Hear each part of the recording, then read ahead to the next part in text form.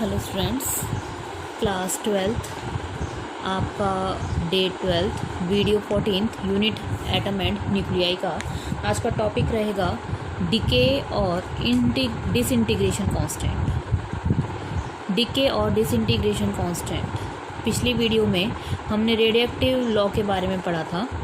उसमें हमने बताया था कि एक लैम्डा आता है जिस लैम्डा को हम कहते हैं डिसइंटीग्रेशन कांस्टेंट लैम्डा। आज हमें पढ़ना है डिसइंटीग्रेशन कांस्टेंट लैम्डा होता क्या है। हमने एक रिलेशन निकाल लिया था n = n0 e⁻ lambda t। इसके बाद आगे कंटिन्यू करते हैं आज का टॉपिक। सपोज इक्वेशन थी हमारी n = n0 e- का lambda t if t = 1 lambda. ये जो t है ये आपका 1 लैम्डा आ जाए तो substitute this in above equation। आपकी इक्वेशन क्या बन जाएगी, n = n0 e- का लैम्डा और t की जगह पुट कर दो 1 लैम्डा, लैम्डा से lambda cancel, n = n0 e⁻1। तो क्या आ जाएगा, n = n0/e और 1/e की वैल्यू होती है 2.718। इसे जब सॉल्व करोगे आएगा 0.36 ऑफ n0। या फिर मैं ऐसे लिखूँ n = n0/e, अगर मैं 100 से मल्टीप्लाई कर दूँ तो आ जाएगा 36.8% ऑफ n0। ये लिख सकती हूँ। इस बात से आप क्या समझते हैं? सी स्टूडेंट्स, n वो वैल्यू है जो आपके एटम्स अनडिकेड बच गए थे, है ना। n0 वो एटम्स हैं जो आपके ओरिजिनली एट t = 0 पे प्रेजेंट थे। क्या कह रहा है ये, 36.8% ऑफ n0, यानी कि जब आप t लैम्डा या t को जो 1 लैम्डा पुट करते हो, या मैं ये कहूँ इफ़ लैम्डा = 1/t, तो कैसे डिफाइन करोगे, disintegration constant is defined as the reciprocal of time, ऐसा टाइम जिसके अंदर n0 के 36.8% एटम डिसइंटीग्रेट हो जाते हैं या फिर इतने रिड्यूस हो जाते हैं, वो टाइम वो आपका क्या कहलाता है, डिसइंटीग्रेशन कांस्टेंट कहलाता है। फिर से सुनो, disintegration constant is the reciprocal of time in which the number of, ये क्या है, active nuclei, in which the number of active nuclei reduces to 36.8% of original initially present और या originally present atom at t = 0। तो अब इसकी definition लिख लेते हैं। देखिए, disintegration constant lambda is defined as the reciprocal of the time interval during which the active nuclear reduces to 36.8% of initial value. आपने ये चीज़ पढ़ी थी, dn/dt - dn/dt is directly proportional to n। इसको ऐसे लिख सकती हूँ, dn/dt = -λn। तो यहाँ से लैम्डा की वैल्यू ये भी आ जाएगी माइनस के dn/dt अपॉन n। तो यहाँ से एक डेफिनेशन और दे सकते हैं, क्या कि disintegration constant is also defined as the ratio of the rate of disintegration constant to the active nuclei. Clear है? क्या is the ratio of disintegration constant of disintegration constant rate to the active nuclei in a sample. Half life, अब हमारा topic है half life. Half life क्या होता है? Half life वो life होती है जिसमें आपने पढ़ा था n0 वो टाइम्स थे जो आपने एट t = 0 पे लिए थे। ऐसा टाइम जिस पे आपके जो n0 है वो क्या हो जाए, हाफ हो जाए। रेडियोएक्टिव सैंपल आपका आधा डिसइंटीग्रेट हो जाए तो वो टाइम क्या कहलाता है, आपका हाफ लाइफ टाइम कहलाता है। तो एक बार इसकी डेरिवेशन कर लेते हैं। हमने पढ़ा था n = n0 e⁻ का लैम्डा t। तो मैं जब क्या करूँ, t को पुट कर दूँ t हाफ और n को क्या पुट कर दूँ, जहाँ पे रेडियोएक्टिव सैंपल कितने डिसइंटीग्रेट हो जाए, n0/2। तो क्या हो जाएगा, n0/2 = n0 e- का लैम्डा और इस t को क्या पुट कर दो, t हाफ, n0 से n0 कैंसिल, 1/2 = e- का लैम्डा इंटू t हाफ। ठीक है, इसका रेसिप्रोकल कर दो तो क्या आ जाएगा, e⁻t½ = 2। ठीक है, taking logarithm on both side, दोनों साइड आप log ले लीजिए, तो क्या आ जाएगा, lambda t half is equals to log 2। ये जो log आया है ये अभी log एक्सपोनेंशियल बेस्ड आया है, ठीक है। इसको आपको अगर नॉर्मल कन्वर्ट करना हो तो कैसे लिखोगे, lambda t half 2.303 log base 10 2। अब इस log 10 2 की वैल्यू होती है 0.3010, तो क्या आ जाएगा, lambda t half is equals to 2.303 into 0.3010। तो यहाँ से टी हाफ की वैल्यू कितनी आ गई, जब इसको मल्टीप्लाई करोगे तो 0.693 अपॉन लैम्डा, ये होता है। यहाँ देखिए T half life time is a reciprocal of disintegration constant, यहाँ देख सकते हो, half life time is the reciprocal of disintegration constant, and it is defined as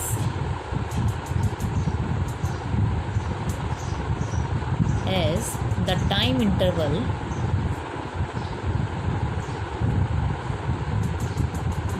interval in which 1/2 of the radioactive nuclei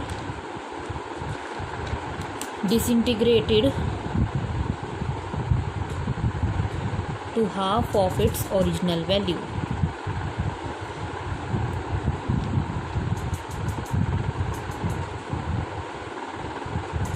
ऐसा time जिसमें आपका जो sample है वो ओरिजिनल का कितना हो जाए, n0/2 हो जाए, ठीक है। ऐसा टाइम जिसमें आपका जो ये n है वो किसके बराबर आ जाए, n0/2 के इक्वल आ जाए, वो टाइम आपका क्या कहलाता है, हाफ लाइफ टाइम कहलाता है। अब जो हमने हाफ लाइफ टाइम पढ़ी उसका सिग्निफिकेंस क्या है, जिस भी आइसोटॉप की, किसी भी रेडियोएक्टिव आइसोटॉप है, जिस भी रेडियोएक्टिव आइसोटॉप की हाफ लाइफ टाइम ज़्यादा होगी वो क्या होगा, ज़्यादा स्टेबल होगा। तो कह सकते हो the value of half life time of A radio isotope gives an idea of the relative stability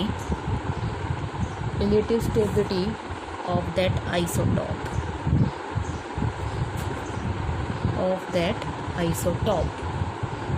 तो इसका फर्स्ट सिग्निफिकेंस तो क्या हो गया, जिस भी आइसोटॉप की हाफ लाइफ टाइम ज़्यादा होगा वो क्या होगा, रिलेटिवली ज़्यादा स्टेबल होगा।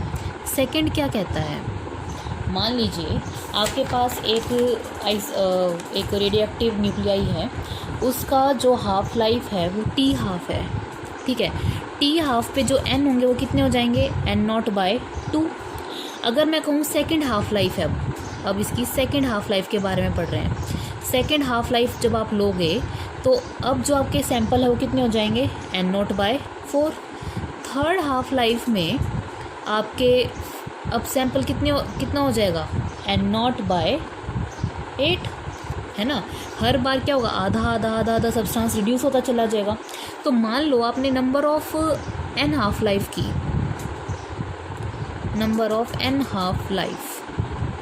तो अब क्या होगा n0 1/2 की पावर n। जैसे देखो एक फ़र्स्ट हाफ लाइफ थी, तो फर्स्ट हाफ लाइफ पे आपके मॉलिक्यूल्स जो है, जो न्यूक्लियाई थे वो n0/2 डिसइंटीग्रेट हुए। सेकंड हाफ लाइफ में आपके एटम्स इसका भी 1/2 हो गए, n0/2 का, है ना। तो ये कितना हो गया 2, इसको ऐसे लिख सकते हो n0 इंटू 1/2 की पावर 2, है ना।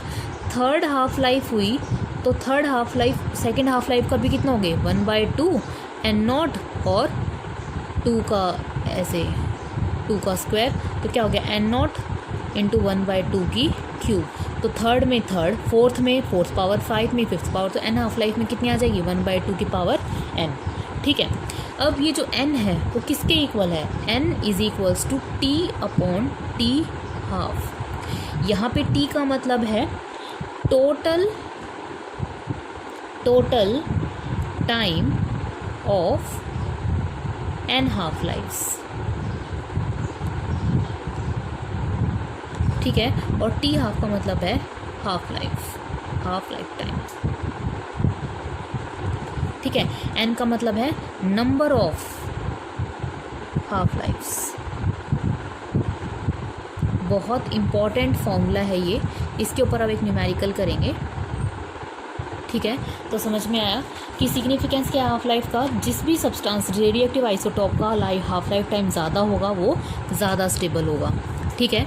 और अगर जितनी एन हाफ लाइफ्स दे रखी हैं तो number of n half lifes कैसे निकालेंगे, एन नॉट 1/2 की पावर एन, और एन किसके इक्वल है, टी अपॉन टी हाफ के।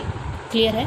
अब एक न्यूमेरिकल देखते हैं students. See the question, the half life of radon is 3.8 days. Radon एक रेडियोएक्टिव आइसोटॉप है, रेडियोएक्टिव न्यूक्लियाई है।